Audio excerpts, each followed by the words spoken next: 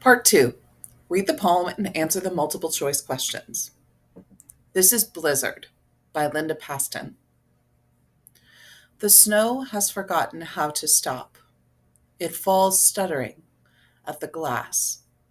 A silk windsock of snow blowing under the porch light, tangling trees which bend like old women snarled in their own knitting. Snow drifts up to the step over the doorsill, a pointillous blur, the wedding of form and motion, shaping itself to the wish of any object it touches. Chairs become laps of snow.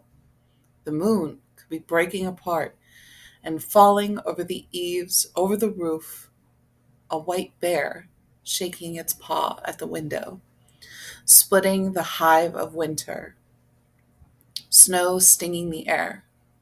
I pull a comforter of snow up to my chin and tumble to sleep as the whole alphabet of silence falls out of the sky.